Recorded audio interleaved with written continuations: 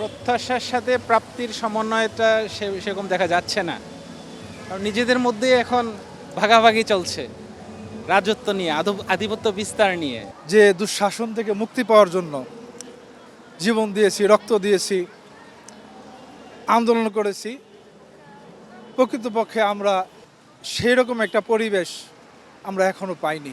আমরা হানাহানি মারামারি থেকে মুক্ত হতে পারিনি। আমাদের যে রাজনৈতিক সংস্কৃতি সে আগেরটাই রয়ে গেছে, শুধুমাত্র আওয়ামী লীগ চলে গেছে, বাট বিএনপি জামাত রয়ে গেছে, কিন্তু ওই রাজনৈতিক সহিংসতা যায়নি।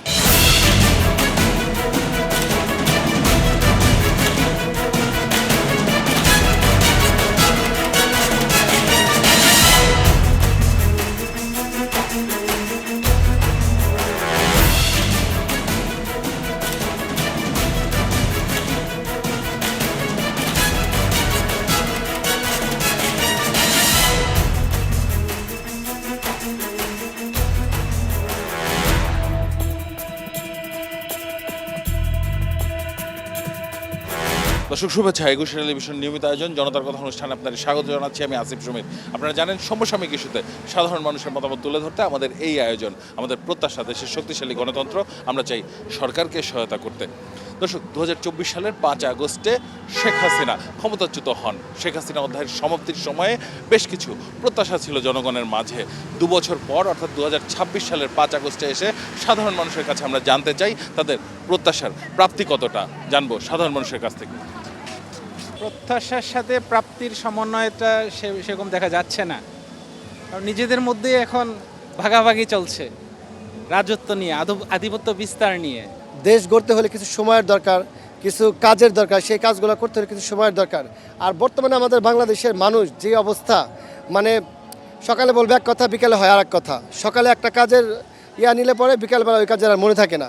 তো কাজে সবাইকে ধৈর্য ধরতে হবে। শূন্য, জিরো। কারণ আমরা যে দুঃশাসন থেকে মুক্তি পাওয়ার জন্য জীবন দিয়েছি, রক্ত দিয়েছি, আন্দোলন করেছি, প্রকৃতপক্ষে আমরা সেই রকম একটা পরিবেশ আমরা এখনো পাইনি।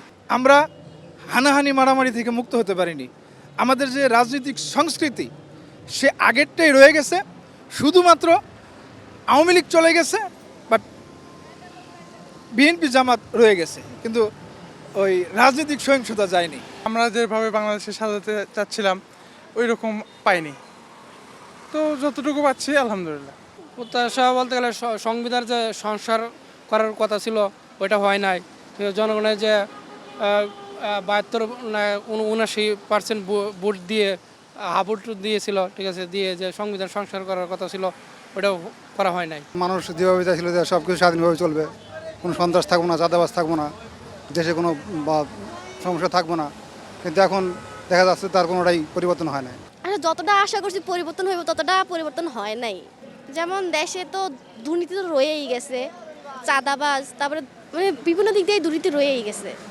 সামনের দিনগুলো ইনশাল্লাহ ভালো যাবে, তবে আমরা যেটা আশা করছিলাম কিন্তু আসলে সেইটা কিছুটা হলে একটু পরিবর্তন হয়েছে বা অনেক কিছু বাকি আছে আর কি। ফুট করে তো আর কিছু করতে পারে না, এইমাত্র বইছে, অনেক সময় আছে সামনে, আস্তে আস্তে সব ঠিক হইব। আর কিছুই তো পাইলাম না, এই আগের মতোই তো আগের চেয়ে আর বেশি খারাপ এখন বোঝা যাইতেছে। ফ্যাসিস্ট সরকার ক্ষমতায় জনগণের ভোটাধিকার, বাক স্বাধীনতা কেড়ে নিয়েছে, মানুষ মত প্রকাশ করতে পারেনি, তারপরে মানুষ স্বাধীনভাবে চলাফেরা করতে পারেনি, ভয়তে ছিল, আতঙ্কে ছিল সবসময়। ফেসবুকে একটা কথা লিখতে পারেনি, থ্রেড দিছে।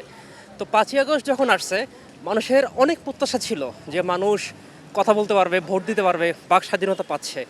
মানুষের প্রত্যাশা অনেকাংশ পূরণ হয়েছে, বাট সম্পূর্ণ হয়নি। কতটুকু পূরণ হয়েছে যে মানুষ এখন ফেসবুকে একটা কথা বলতে পারে বা সরকারের সমালোচনা করতে পারে, ভয় পাচ্ছে না যে একটা কিছু হচ্ছে, বিদ্যুৎ সমস্যা বা গ্যাস সমস্যা, সে কথা বলতেছে। আসলে প্রাপ্তির হিসাবে এত তাড়াতাড়ি করা যাবে না। প্রাপ্তির হিসাব করতে হলে একটা দীর্ঘ সময় লাগবে। আগের থেকে তো এখন ভালো আছে দেশ। তরুণ প্রজন্ম চেয়েছিলাম যে একটা নতুন মানে সমতা একটা বাংলাদেশ, কিন্তু আসলে সেই ধরনের এখনও আমরা পাইনি। পাওয়ার কতটুকু বললেন যে আসলে আমরা 50%। আপনি দেখেন এই বিভিন্ন কলেজ বিশ্ববিদ্যালয় এখন সংঘর্ষ চলছে। এই সংঘর্ষটা চলতো কখন? যখন আওয়ামী লীগ ছিল, ছাত্র ছিল তখন। এখন আর যদি সেই কায়দায় চলে তাহলে আমরা কি পেলাম? যারা দেশ পরিচালনা করছেন কিংবা যারা করবেন তারা সঠিকভাবেই এগোচ্ছেন, হয়তোবা তাদের আর একটু সময়ের দরকার। আমরা আসলে পরিবর্তন চাইছিলাম, কিন্তু আমরা পরিবর্তন এখনও দেখতে পাচ্ছি না। দর্শক, আপনারা শুনছিলেন সাধারণ মানুষের প্রতিক্রিয়া। সাধারণ মানুষ কিন্তু তাদের ভাবনাগুলো অসাধারণ, তাদের চিন্তা অনেক সূক্ষ্ম ও গভীর। দর্শক, জনতার কথা দেখতে প্রতি শনি, রবি, মঙ্গল এবং বুধবার চোখ রাখুন একুশে টেলিভিশনে। সঙ্গে থাকবো আমি আসিফ সুমিত।